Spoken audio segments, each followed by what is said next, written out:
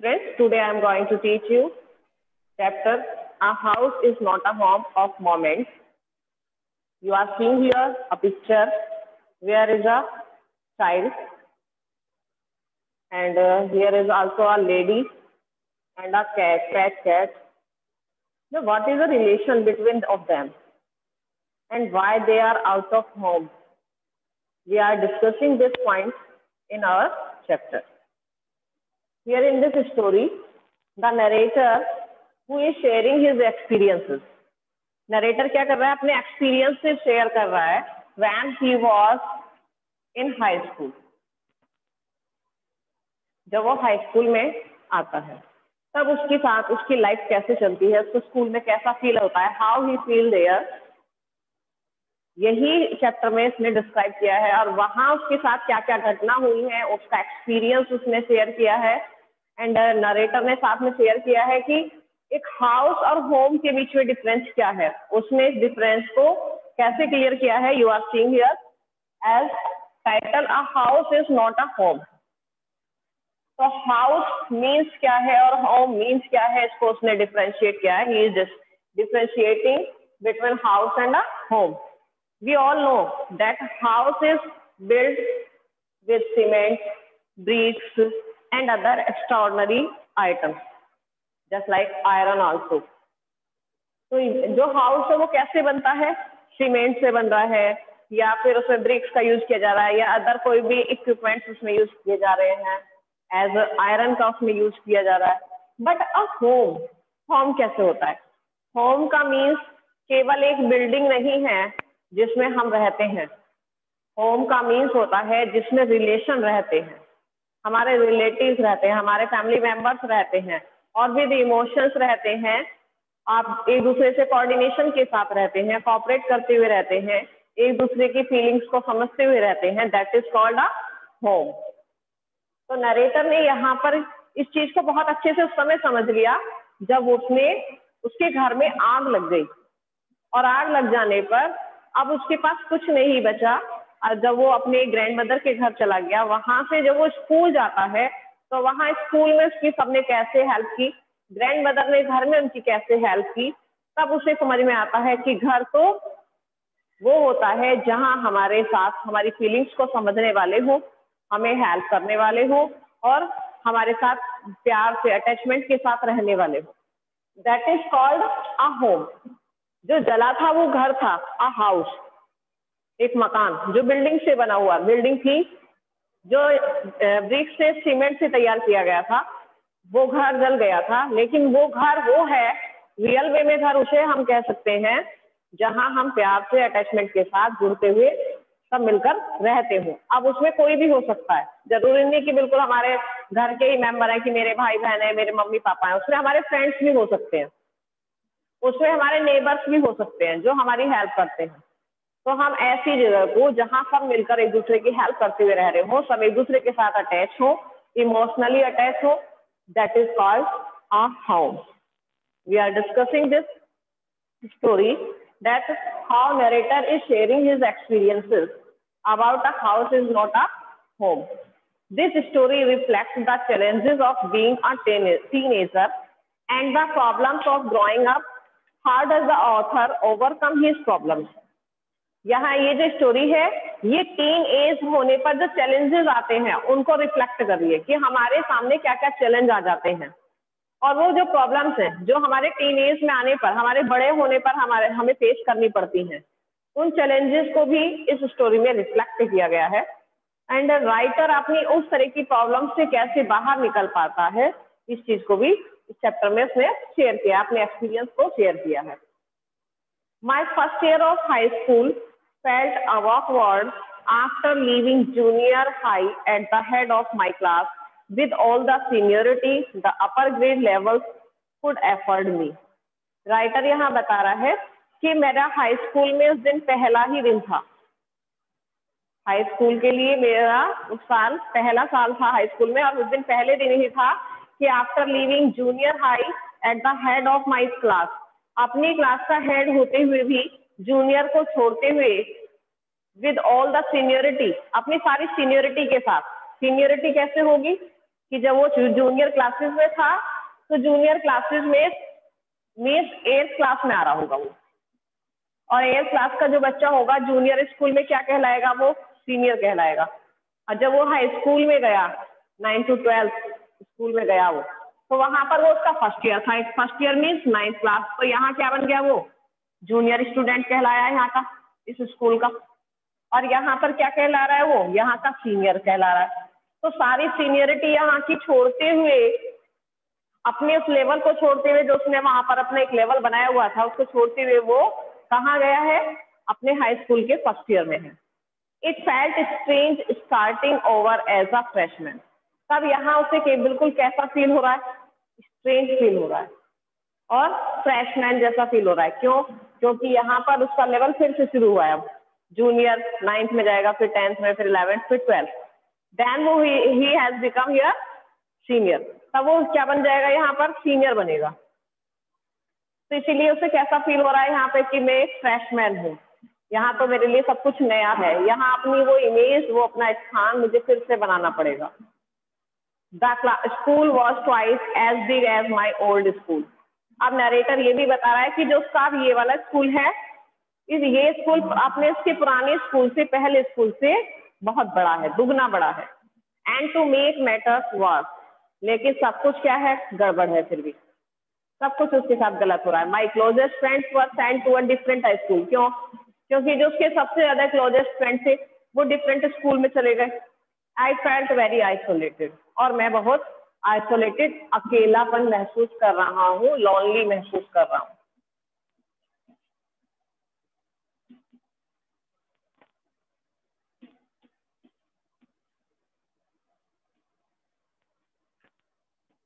अकेला यहाँ पर राइटर महसूस करता है।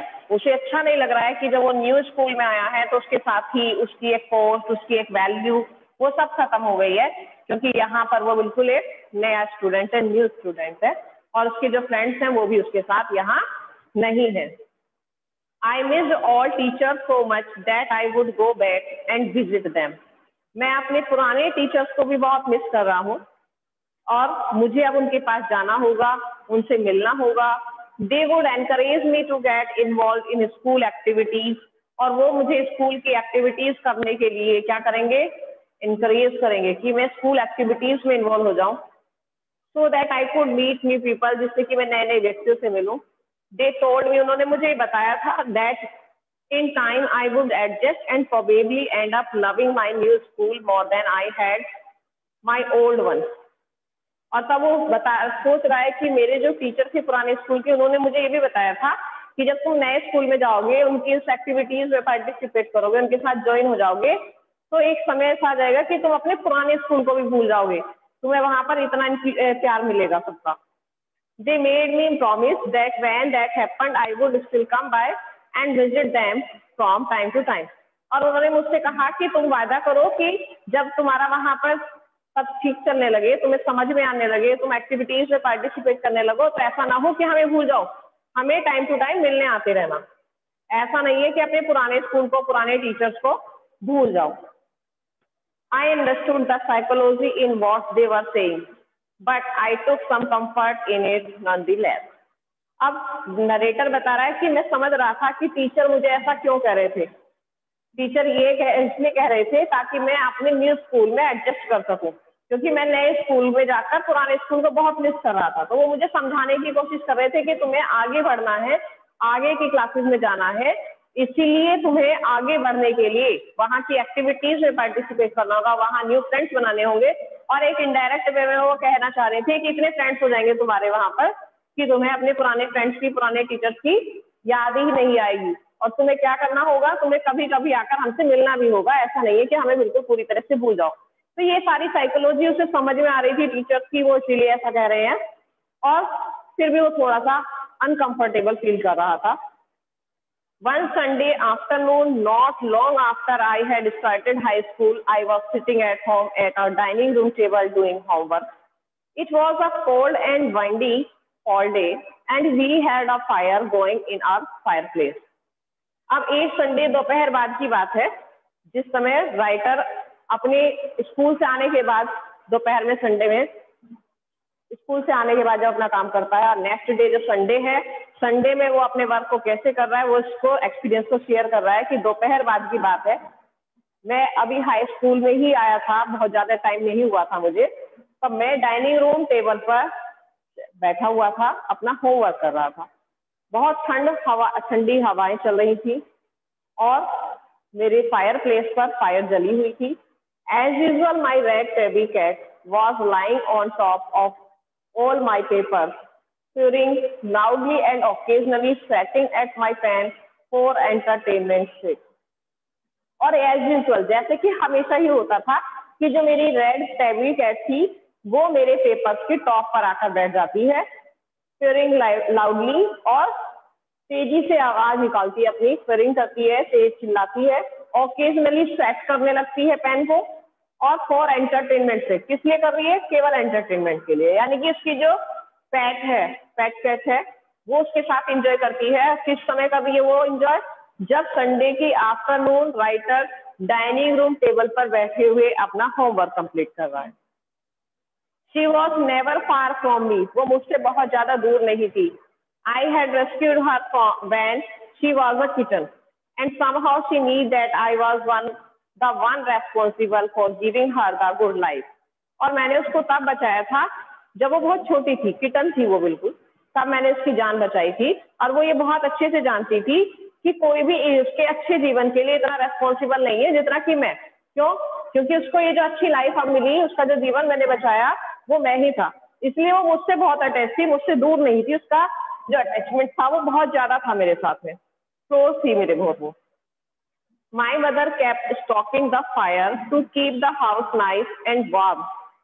मेरी जो मदर थी वो घर में आग जलाया करती थी थोड़ी सी, जिससे कि वार्मनेस आ जाए और अच्छे से रहे। Suddenly I smelled something strange. अचानक मुझे कुछ अजीब सी स्मेल आने लगी।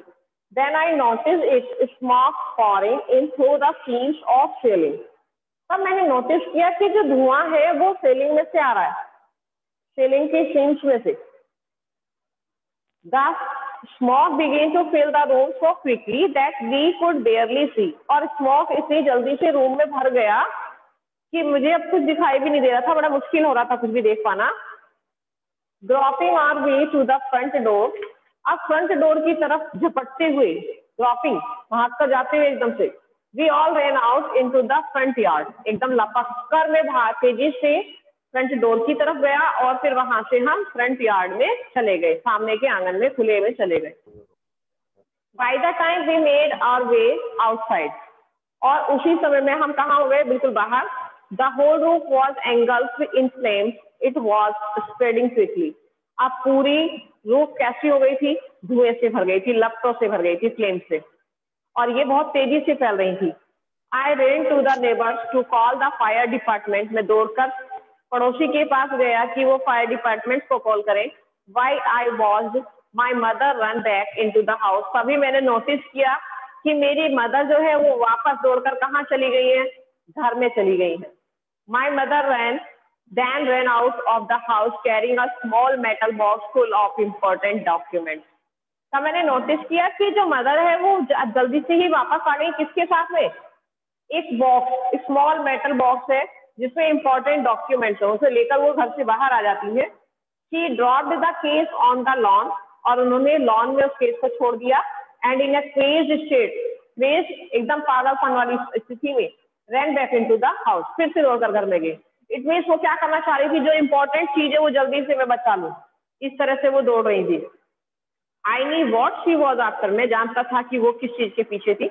My father had died when I was young, जब मैं छोटा ही था तो मेरे फादर की डेथ हो गई थी। And I was certain that she was not going to let his pictures and letters go up in flames, और मैं इस बात में बिल्कुल निश्चित था कि वो उनके फोटोज और उनके लेटर्स को फ्लेम्स में छोड़ना नहीं चाहती हैं, इसलिए वो दौड़कर वापस वहां जा रही हैं। They were the only things that she had to remember him by. यही वो चीजें थी जो उन्हें याद थी। Still I screamed at her, Mom, no. फिर मैं एकदम से चिल्लाया कि नहीं मॉम, आप मत जाइए। I was about to run after her. अब मैं उनके पीछे दौड़ने वाला ही था।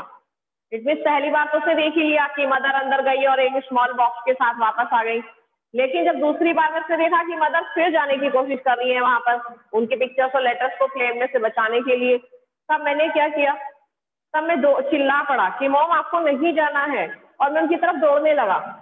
बट जब मैं दौड़ रहा था तब मैंने क्या फेल्ट किया, I felt a large hand hold me, मैंने महसूस किया कि कोई किसी का बड़ा हाथ है, कोई बड़ा व्यक्ति है, एल्डर है मुझसे, उसने मुझे पकड़ लिया है। कहाँ से? बैक से।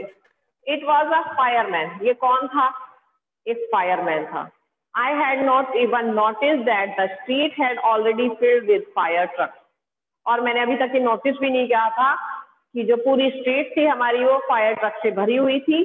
आई was trying to free my self from his grasp, मैं उसकी पकड़ से, ग्रास्प से अपने आप को अलग करने की पूरी कोशिश कर रहा था कि फायरमैन मुझे छोड़ दे, लेकिन क्या हुआ? येलिंग, चिल्लाया, you don't understand, my mother is in there, आपको नहीं पता है कि मेरी मदर अंदर है। He had on to me while other firefighters ran into the house, उन्होंने मुझे पकड़े ही रखा जब तक कि जो दूसरे फायर फाइटर्स थे वो घर के अंदर गए। He knew that I was not acting very logically, that if he were let go I had run, he was right. वह जानते थे कि मैं लॉजिकल काम नहीं कर रहा था, उन्हें ये भी पता था कि अगर उन्होंने मुझे छोड़ दिया तो मैं घर के अंदर चला जाऊंगा, और वो सही थे मुझे रोकने में। इट मीन्स वो नहीं चाहते थे कि मैं अंदर जाकर खतरे में पड़ूं। It's all right, they will get her, he said. अब उस फायरमैन ने जिसने मुझे पकड़ा हुआ था उसने कहा कि सब ठीक है, और वो अभी उन्हें यानी तुम्हारी मदर को लेकर बाहर आ जाएंगे जो फायर फाइटर अंदर गए हैं। He wrapped a blanket around me and sat me down in our car. उन्होंने एक ब्लैंकेट में मुझे लपेट लिया और अपनी कार में मुझे बैठा दिया। Soon after that, a fireman emerged from our house with my mom in tow. बहुत जल्दी ही फिर फायरमैन हमारे घर में से मेरी मदर को लेकर आ गए। He quickly took her over to the truck. और उन्होंने बहुत जल्दी से उन्हें ट्रक में लिटा दिया। And put an oxygen mask on her, और उन्हें एक ऑक्सीजन मास्क पहना दिया। आई ran ओवर एंड हग्ड हर, मैं जोड़कर ऊपर आया और मैंने उनको हग कर लिया।